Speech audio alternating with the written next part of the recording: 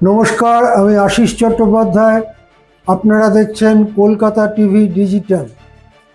গতকাল ককরোচ জনতা পার্টির সংসদ অভিযানকে কেন্দ্র করে যে বিপুল ধুন্ধুমার ঘটনা ঘটেছে, তারপর থেকেই কিন্তু রাজনীতির জল গড়াতে শুরু করেছে। যে খবর আমাদের কাছে আসছে যে এনডিএর মিটিংয়ে খোদ প্রধানমন্ত্রী এবারে মুখ খুলেছেন। নিট ইউজির প্রশ্নপত্র ফাঁস নিয়ে মুখ খুলে নরেন্দ্র মোদী বলেছেন যে ওই প্রশ্নপত্র ফাঁস হচ্ছে ঘোর পাপ। নরেন্দ্র মোদী বলেছেন প্রশ্নপত্র ফাঁসের ঘটনা হচ্ছে ঘোর পাপ। তিনি বলেছেন যে ইতিমধ্যেই কিছু ব্যক্তিকে গ্রেপ্তার করা হয়েছে এবং তদন্ত পূর্ণ দমে চলেছে। মিটিংয়ে নাকি কিরেন রিজিজুও এ ব্যাপারে মুখ খুলেছেন। কেন্দ্রীয় মন্ত্রী কিরেন রিজিজু বলেছেন 13 জনকে ইতিমধ্যেই গ্রেপ্তার করা হয়েছে এবং তাদের থেকে আরও খবরাখবর জানার চেষ্টা করা হচ্ছে। সরকারের তরফ থেকে এই ধরনের ইঙ্গিত দেওয়া হলেও তাতে মোটেই সন্তুষ্ট নয় ককরোচ জনতা পার্টি। আজকে মঙ্গলবারও ককরোচ জনতা পার্টি বা সিজেপির কর্মীরা দিল্লির রাস্তায় বিপুল পরিমাণে রয়েছেন।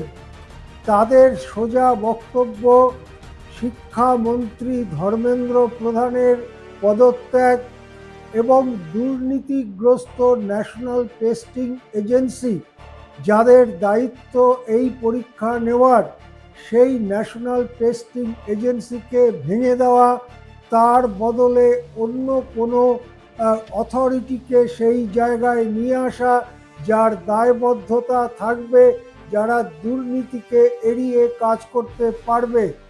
এই যে দুটো মূল দাবি, সেই দাবি কিন্তু এখনো পর্যন্ত সরকার মানবার কোনো ইঙ্গিত দেয়নি। আর এই পরিস্থিতিতেই হাসপাতালে সোনম ওয়াংচুক, যার 23 দিন অনশন হয়ে আজকে 24তম দিনে পড়ল, সেই সোনম ওয়াংচুক বলেছেন যে তিনি অনশন চালিয়ে যাবেন। তাকে ড্রিপ দিয়ে স্যালাইন দেওয়ার চেষ্টা করা হয়েছিল, কিন্তু তা তিনি খুলে ফেলেছেন। তিনি হাসপাতাল থেকে বেরোতেও চাইছেন।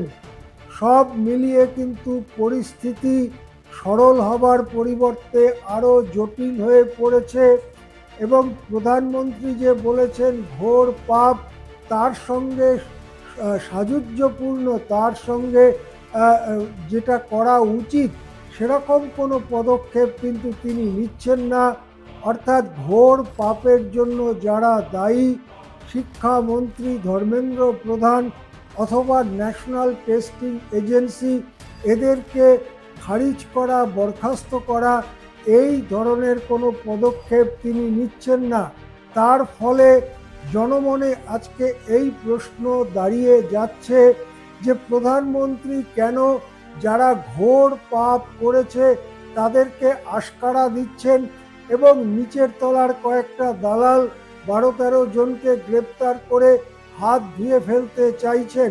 এই প্রশ্নেরই উত্তর খুঁজছে হাজার হাজার ছাত্র ছাত্রী, যারা ইতিমধ্যেই একবার নিট ইউজিতে বসে বা অন্যান্য পরীক্ষায় বসে প্রশ্ন ফাঁসের ভয়ঙ্কর ধাক্কা খেয়েছেন, অথবা যারা সামনের বছর এই পরীক্ষায় বসতে চলেছেন। এরকম হাজার হাজার ছাত্র জনতা তারা দিল্লির রাজপথে রয়েছেন, তাদের আন্দোলন জারি আছে। অন্যদিকে যেহেতু সোনম ওয়াংচুকও তার অনশন চালিয়ে যাওয়ার সিদ্ধান্ত জানিয়েছেন, সব মিলিয়ে কিন্তু গতকালের তুলনায় আজকে আন্দোলন আরও উত্তুঙ্গ পর্যায়ে উঠছে বলেই খবর পাওয়া যাচ্ছে। নমস্কার, দেখতে থাকুন কলকাতা টিভি ডিজিটাল।